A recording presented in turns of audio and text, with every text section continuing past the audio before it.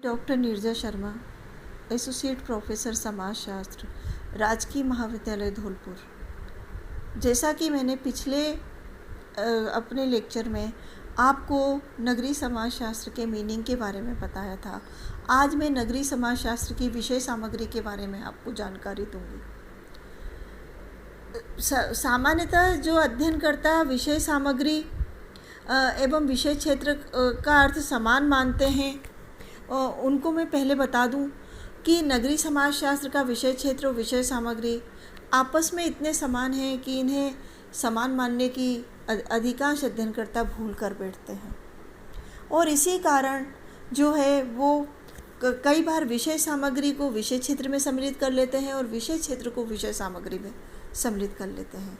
तो सर्वप्रथम हम विषय सामग्री का अर्थ देखें तो विषय सामग्री का अर्थ है उन निश्चित तथ्यों या विषयों से है जिनका अध्ययन विज्ञान की सीमाओं के अंतर्गत रहकर किया जाता है। आपको भी पता है कि समाजशास्त्र में हम जो अध्ययन करते हैं वो वैज्ञानिक पद्धति के द्वारा करते हैं, इसलिए इसमें विषय सामग्री का बहुत महत्व है। विषय सामग्री एवं विषय क्षेत्र में निश्चितता तथा मात्रा का अंतर है, इसमें गुणात्मकता का या गुण का अंतर नहीं है। नगरीय समाजशास्त्र की जो परिभाषा है जो हमने पिछले अध्याय में देखी थी, उसके आधार पर अगर हम नगरीय समाजशास्त्र की विषय सामग्री के बारे में जानकारी लें तो वो निम्नानुसार है। पहला है नगरीय परिस्थिति शास्त्र।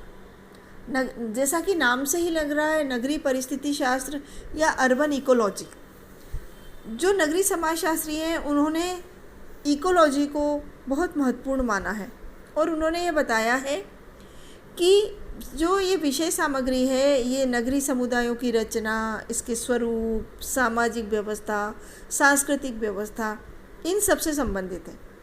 नगरीय समाजशास्त्र में विभिन्न प्रकार के नगर, कस्बे और नगर और महानगर, इनकी भौगोलिक बनावट कैसी है, इनकी बसावट कैसी है, इनकी समस्याएं क्या हैं, और नगरीय समाजशास्त्र में कौन सी व्यावहारिक योजनाएं हम प्रस्तुत कर सकते हैं, इन सब का अध्ययन जो है हम नगरीय परिस्थिति के शास्त्र के अंतर्गत करते हैं। अगला क्रम है वो है नगरों का अध्ययन। नगरीय समाजशास्त्र के जो अध्ययन है इसमें विभिन्न प्रकार के नगर हैं। जैसा कि हमें पता है कि जितने भी नगर हैं उन सब की संरचना में अंतर है। अलग अलग समाजों के नगरों में अलग अलग प्रकार की संरचना पाई जाती है। हर नगर की अपनी एक सांस्कृतिक विशेषता भी होती है, तो उन सामाजिक और सांस्कृतिक विशेषता का अध्ययन करना को मैं यही समाप्त कर रही हूँ। अगली बार मैं आपको नगरीय समाजशास्त्र की प्रकृति के बारे में जानकारी दूंगी। धन्यवाद।